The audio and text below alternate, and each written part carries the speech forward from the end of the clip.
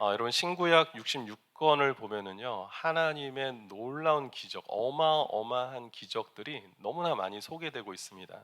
그 중에 이제 여호수아서 오늘 본문이 있는 10장을 보면 이 성경 저자도 전무후무하다라는 표현을 쓸 정도로 너무나 놀라운 기적이 소개되고 있는데, 이 내용이 어떤 내용인지, 그리고 이 내용을 통해서 우리 믿는 성도들이 어떤 교훈을 우리가 받아야 되는지 함께 말씀을 나누도록 하겠습니다. 오늘 본문 1절을 보니까 그때라고 말씀을 시작하고 있습니다. 여러분, 그때는 언제일까요? 우리가 지난 주일에 살펴보았던 여호수아서 9장의 전체 내용을 담고 있겠죠. 그래서 우리 지난 시간에 나누었던 9장의 내용을 간략하게 요약을 해보면, 이스라엘 백성들이 여리고성에 이어서 아이성까지 정복을 해버리죠. 여기에 따른 소문들이 아주 순식간에 다 인근 지역으로 퍼져나가게 됩니다. 당연히 그 소식을 가장 먼저 누가 듣겠습니까? 가나안 땅에 거주하고 있는 원주민들이 당연히 먼저 그 이야기를 듣게 되겠죠. 그러자 그 소식을 들은 이 가나안 족속들이 이제 마음을 합하여서 이스라엘을 공격하기로 마음을 다지게 되죠. 그때 유일하게 어느 부족만 거기서 이탈하여서 이스라엘 편에 속하려고 합니까? 기브온 사람들, 그렇죠? 히위 족속의 기브온 사람들만이 우리는 당신들과 연합해서 싸우지 않을 겁니다 하고 이스라엘 편에 서서 이스라엘과 함께 가기로 그렇게 마음을 먹고 이스라엘과 화친을 하려고 하는데 문제가 있다고 말씀드렸죠. 어떤 문제입니까? 기브온 족속은 이스라엘이 결코 화친을 해서는 안 되는 블랙리스트에 있는, 명단에 있는 민족이었습니다. 하나님께서 모세를 통해서 신명기에서 너희들 이 땅을 들어가면 여기 족속들을 다 멸절시켜야 돼 하는데, 그 가운데 이 히위 족속이 포함되어 있다라는 겁니다. 그러니까 이 기브온 족속은 히위 족속 안에 거하고 있는 사람들이기 때문에 당연히 이스라엘이 이 기브온 사람들과는 화친을 맺으면 안 되는 민족이었습니다. 그러니까 화친은 맺고 싶은데 맺을 수 없는 상황이니까 이 기브온 사람들이 어떤 방법을 취합니까? 자신들의 신분을 위장하죠. 위장해서 이스라엘 사람들과 거짓 화친을 결국은 맺게 됩니다. 하지만 그것도 머지않아서 발각이 되죠. 하지만 그럼에도 불구하고 거짓 화친이었지만 하나님의 이름으로 약속한 이 조약을 여호수아와 이스라엘은 지키기로 합니다. 단 조건이 있었죠. 너희들이 우리와 화친은 맺지만 너희들은 이제 앞으로 우리의 종으로 살아야 돼. 이제 성전을 섬기는 어떤 그런 잡다한 일들을 너희가 하게 될 거야 라고 이야기를 합니다. 그럼에도 불구하고 이 기본 사람들은 그 조약을 받아들이죠. 그렇습니다. 우리가 당신의 종이 되어서 노예처럼 살지언정 우리가 결코 이 가나안 족속의 삶을 다시 돌아가지 않겠습니다. 우린 당신들과 함께 당신들이 섬기는 여호와 하나님만을 섬기겠습니다 하면서 조약이 체결이 됩니다. 바로 그때 오늘 이제 본문이 시작이 된다라는 것입니다. 이런 모든 상황들이 벌어졌을 때 이제 어떠한 사건이 생기게 되는데, 제가 지난 시간에 이런 말씀을 드렸습니다. 비록 기브온 사람들이 이렇게 거짓 화친을 정상적인 방법을 취하진 않았지만 그럼에도 불구하고 우리 믿는 성도들이 이 기브온 사람들의 모습을 통해서 배워야 될 점이 있다라고 말씀을 드렸죠. 무엇이었습니까? 세상과 단절하고 하나님이 기뻐하지 않는 사람들을 떠나서 내가 하나님 편에 서겠다. 그렇게 되면 세상으로부터 많은 핍박과 그런 비난과 화살을 받을지언정 내가 더 하나님 앞에 더 가까이 가기 위해서 그런 모든 상황들을 감수하겠다라는 마음을 가지고 그 결단을 한 모습들을 우리가 본받아야 된다라고 말씀을 드렸습니다. 사실은 이 기브온과 이스라엘의 화친을 맺은 조약은 우리가 흔히 보아오는 고대사에서 나타날 수 있는 그런 민족과 민족 간의 어떤 계약, 조약 이런 걸로만 생각해서는 안 되죠. 이것은 분명히 영적인 놀라운 일이라는 사실을 우리가 기억해야 됩니다. 단순한 나라와 나라, 민족과 민족 간의 계약이 아니라 이것은 하나님을 멀리했던, 하나님을 모르며 살았던 그 한 민족이 하나님 앞으로 회심하는 놀라운 사건이라는 겁니다. 따라서 이 놀라운 사건 속에선 무엇이 또 함께 덩달아서 따라가게 되냐면은 놀라운 사탄의 역사 또한 따라오게 된다는 사실을 이제 오늘 우리가 함께 살펴보게 됩니다. 물론 이 기본 사람들이 당장 이스라엘 편에 선 것이 굉장한 이 사람들의 믿음을 표현하는 거라고 이렇게 단정할 수는 없습니다. 정말 이 사람들의 믿음이 대단하구나, 하나님만을 섬기려고 했구나 라고 단정하기는 어렵죠. 왜냐하면 지금 당장 그들은 살 길을 찾아서 가나안 족속과 연합하는 것보단 내가 하나님 편에 속하는 게 좋겠다라고 결정을 했기 때문에 그것을 가지고 당장 그 기브온 사람들의 믿음을 우리가 막 대단하다라고 얘기할 수는 없습니다. 하지만 그 가운데서도 우리가 놓치지 말아야 되는 것은 기브온 사람들의 비록 믿음이 없다 할지라도 살 길을 어디를 통해서 찾았습니까? 세상적인 방법에서 찾은 게 아니라 맞습니다. 하나님을 통해서 내가 살아야겠다라는 그런 믿음의 확신은 분명히 있었던 것이죠. 그래서 기브온이 그렇게 자신들이 이 연합전선에서 이탈함으로 인하여 당할 많은 고통과 고난과 시련과 비난과 핍박을 감수하고도 내가 그 길을 걸어가겠다라고 다짐할 수 있었다라는 것입니다. 오늘 이 부분에서 우리가 가장 먼저 또 깨달아야 되는 것은 우리도 살 길을 어디서 찾아야 되는가? 우리가 교회 신앙생활을 오래 한 사람들일수록 우리는 마치 하나님을 찾을 것 같지만 우리도 그거에 속고 살아가고 있을지도 모릅니다. 나는 하나님을 찾고 있다라고 스스로 그렇게 착각하며 살지 모르겠습니다. 왜 매주일마다 교회 나오니까요. 그리고 주중에도 뭔가 우리가 행사가 있으면 또 참여하시니까. 그리고 주중에도 여러분들 나름대로 또 다른 목사님들의 인터넷 설교를 듣기도 하시니까 이 정도면 내가 하나님을 찾는다라고 생각할지 모르지만 정말 우리가 하나님을 찾는 모습이 무엇인가 다시 우리가 한번 점검할 필요가 있다는 것입니다. 세상의 많은 핍박과 비난 속에서도 내가 정말 하나님만을 섬기는 삶을 살아겠노라고 우리가 정말 다짐하고 살아가고 있는지를 우리가 한번 오늘 말씀을 통해서 우리 자신을 또 점검하는 시간이 되었으면 좋겠습니다. 우리 다시 1절로 돌아오면은 그때 이제 어떤 일들이 벌어지는지 한번 같이 우리 말씀을 읽어보겠습니다. 같이 읽습니다. 시작. 그때 여호수아가 아이를 빼앗아 진멸하되 여리고와 그 왕에게 행한 것 같이 아이와 그 왕에게 행한 것과 또 기브온 주민이 이스라엘과 화친하여 그 중에 있다함을 예루살렘 왕 아도니세덱이 듣고. 자, 여기까지 보겠습니다. 누가 무슨 소식을 들었습니까? 예루살렘 왕 아도니세덱이 무엇에 대한 이야기를 들었습니까?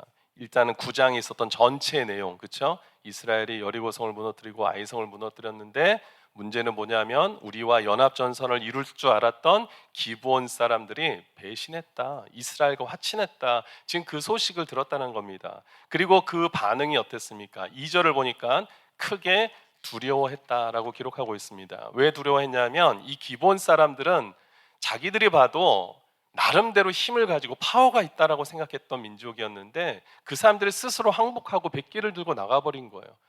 이럴 민족이 아닌데 우리와 연합해서 이스라엘과 좀 싸워볼 만한 그런 민족이었는데 이 사람들이 그냥 마음을 바꿔서 자신들을 배신하고 이스라엘 편에 섰다는 그 자체가 너무나 두렵기 시작했습니다.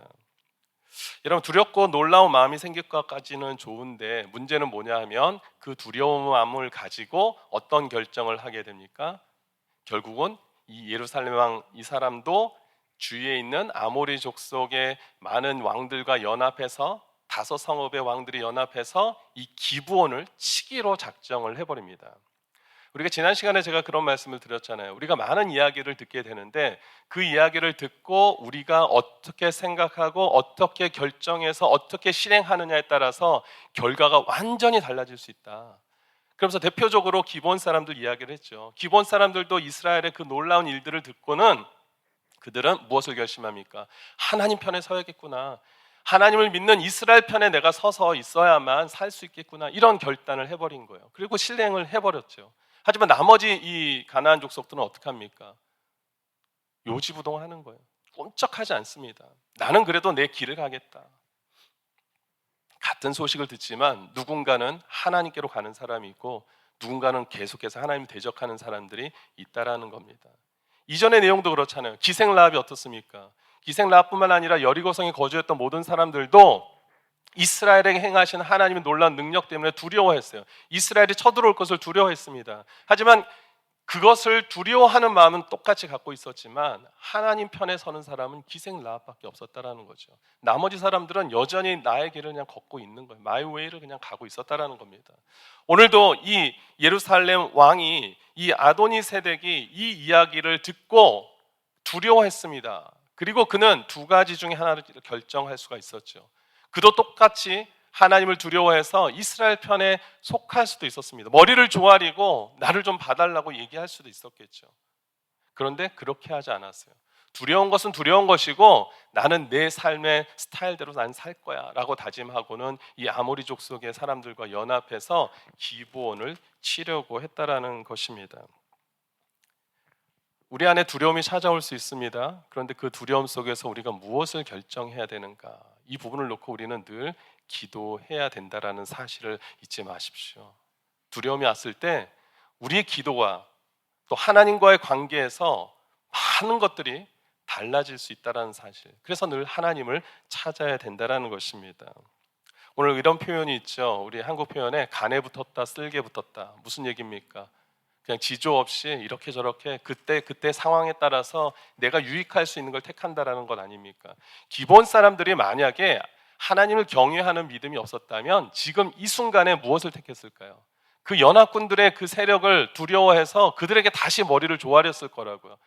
내가 그때는 좀 실성했나 봅니다. 미쳤나 봅니다. 내가 당신들을 떠나면 안 됐는데 그냥 순간 제가 잘못 선택했습니다. 나를 용서해 주시고 지금이라도 받아주십시오 라고 충분히 했을 수 있겠죠. 그런데 이 기본 사람들은 더 이상 가나안 사람들을 두려워하지 않았어요. 세상의 힘을 두려워하지 않았습니다. 세상의 권세를 두려워하지 않았습니다. 오직 하늘에 계신 하나님만을 두려워하고 하나님께 내가 어떻게 해서든지 딱 달라붙어 있어야겠다라는 결심을 가지고 끝까지 그 믿음을 포기하지 않았던 것입니다.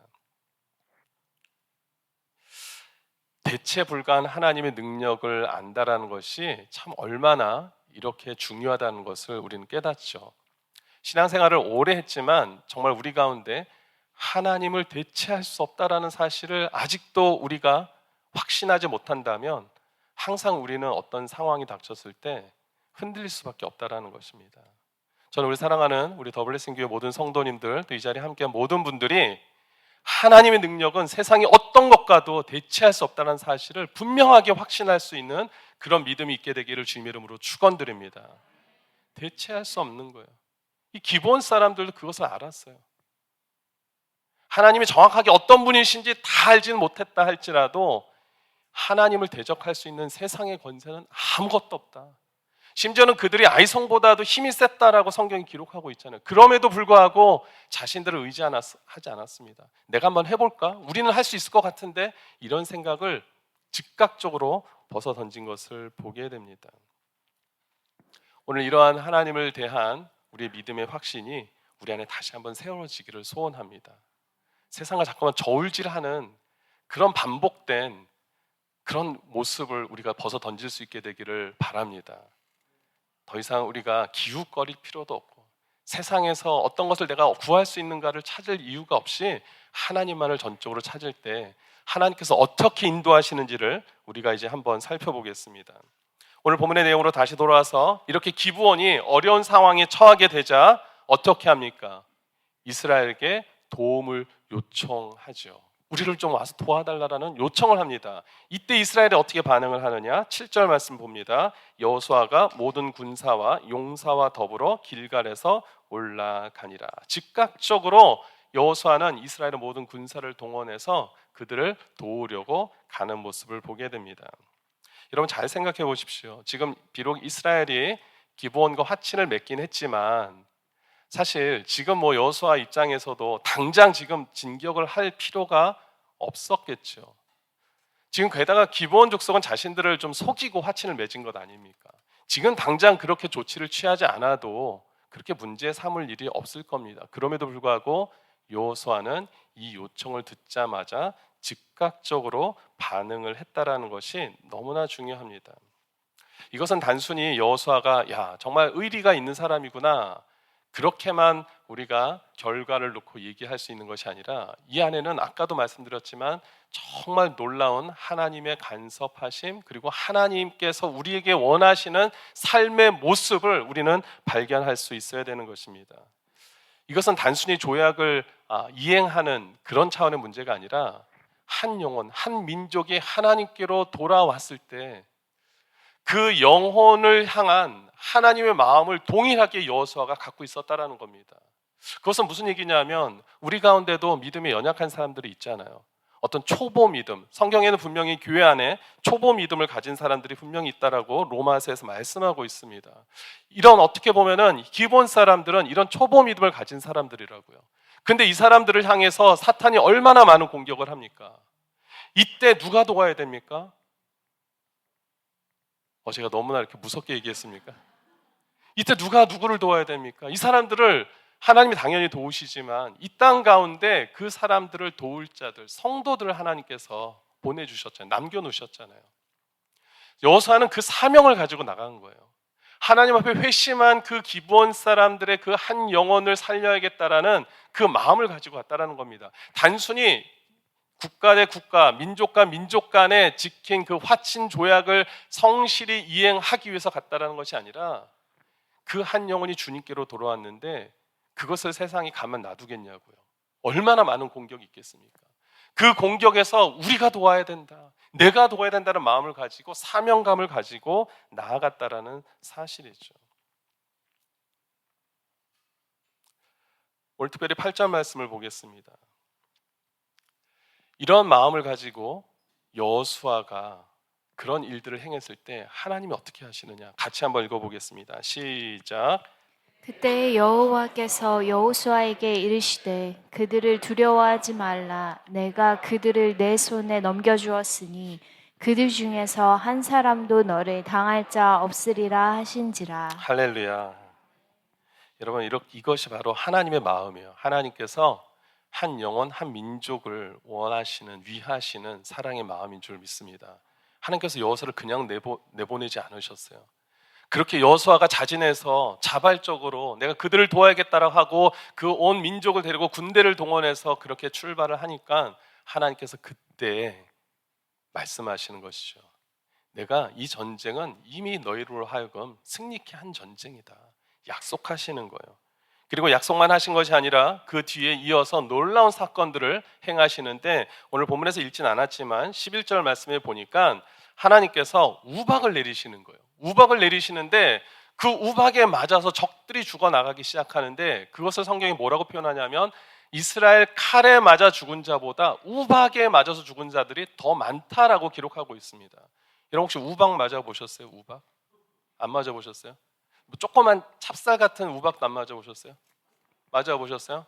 좀 아프죠? 그냥 따끔따끔 하더라고요. 근데 가끔 뉴스에 보면 뭐 호두알 같은 막 그 우박이 떨어지는 때가 있대요. 근데 그게 굉장히 뭐 엄청난 농작물 피해를 주는 것뿐만 아니라 뭐 다치는 사람들도 굉장히 많다라고 합니다. 그런데 제가 그래서 찾아봤어요. 정말 우박을 맞으면 죽을 수 있는가?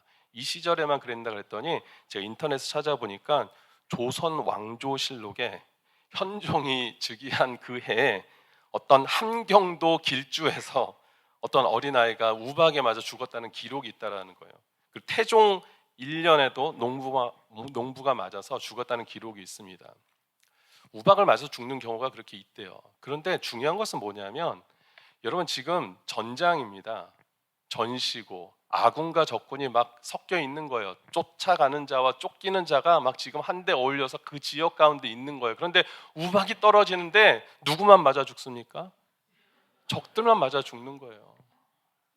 제가 어렸을 때 이제 교회에서 행사를 하면 주로 이제 교회 행사들이 참 공교롭게도 석가탄신일에 많이 해요. 그러면은 이제 마음에 그런 마음이 있는 거예요. 그래서 운동회를 많이 했거든요. 제가 어렸을 때 그날을 이용해서 그런 마음에 그런 마음이 생기더라고요. 하나님, 좀 이렇게 유치한 얘기지만 날씨가 좋으면 우리는 운동회하기 좋은데 이 그 말도 안 되는 이 석가탄신일을 또 기념하는 이 불교 신자들이 제 마음에 좀 이렇게 걸리는 거예요. 눈에 막 걸리는 거예요. 그래서 하나님 절에는 비를 내려주시고 우리 운동회장에는 날씨를 맑게 해주시면 안 돼요? 막 이런 기도를 제가 드렸던 적이 있는데 지금 이 상황을 보면요, 불가능하진 않을 거라는 생각이 들더라고요. 제가 예전에 이 말씀을 듣고 그 생각을 했었는데, 여러분 지금 요즘 전쟁 이렇게 뭐 각 나라마다 현대 전쟁을 보면요, 요즘 가장 무서운 무기가 보니까 핵무기가 아니라 무인 드론기더라고요. 이 무인 드론기를 가지고 막 사람들이 화면을 보면서 잘 조정해가지고 정확한 장소에 탁 떨어뜨려서 그 피해를 입히는데요. 지금 하나님께서 이렇게 역사를 하시더라고요. 우박을 내리시는데 적들만 맞아 죽는 거예요. 막 아군들은 그 우박을 피해 다니나 봐요. 우박이 피해 다녔겠죠. 제가 어렸을 때 가장 빠른 일본 사나이 그러면 비사이로 막가 뭐 이런 얘기 있어. 그런 뭐 농담 아니 농담이 있었는데, 막 우박들이 아군은 피해 가는 거예요. 떨어지려고 그러다가도 이스라엘 백성이다 그러면 피해서 가고 막 이랬던 거죠. 이 놀라운 일이 있었다라는 겁니다.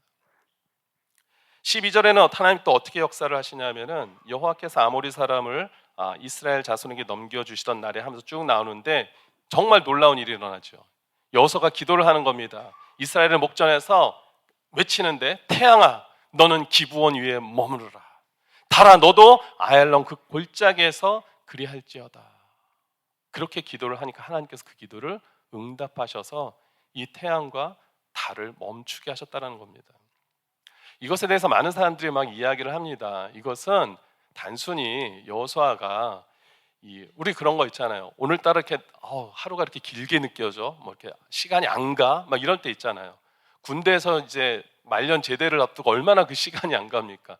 하루가 막 1년 같이 느껴지는 때가 있었잖아요. 그런 표현이었을 거다라고 얘기하는, 주장하는 그런 사람들도 있는 거예요. 이게 말이 되냐? 어떻게 태양이 멈추고 달이 멈추냐?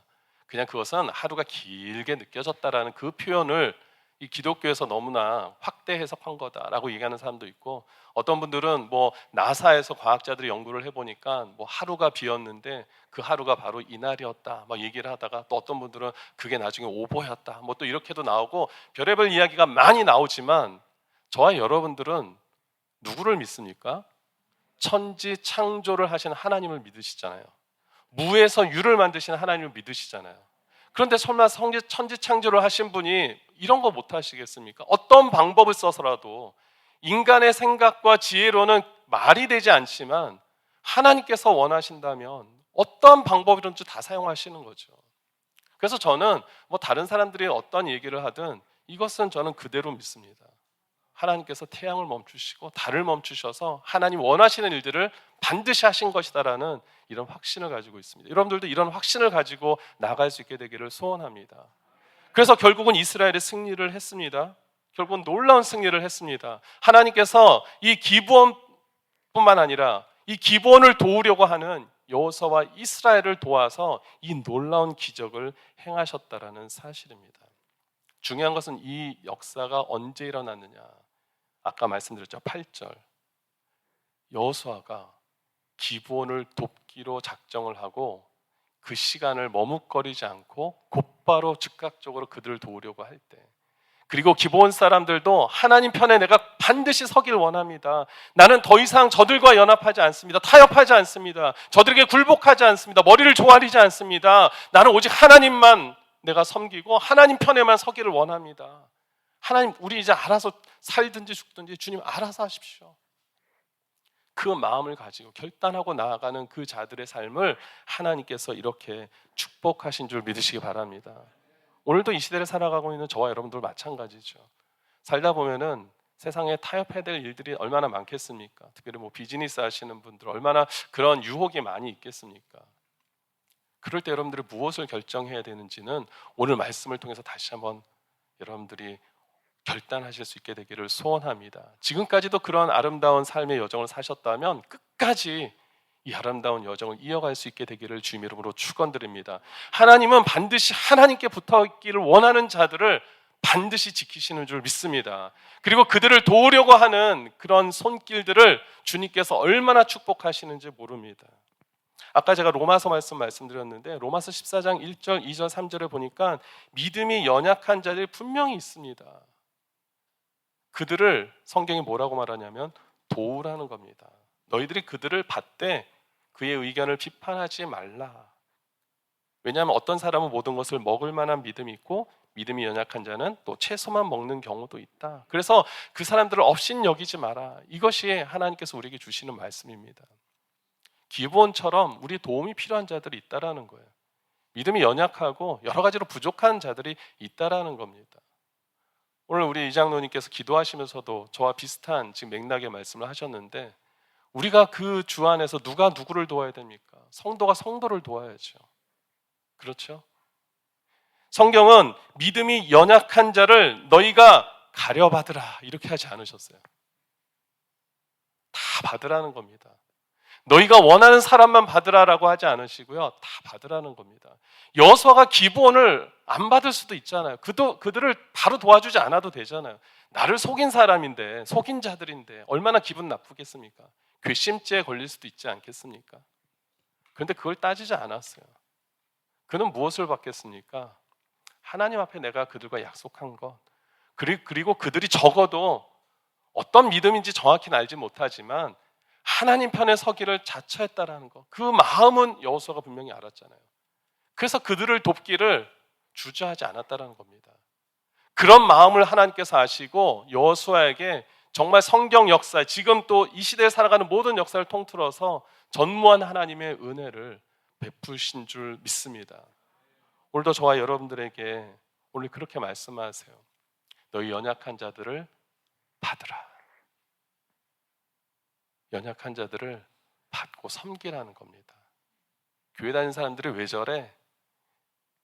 비판하지 말라라는 겁니다.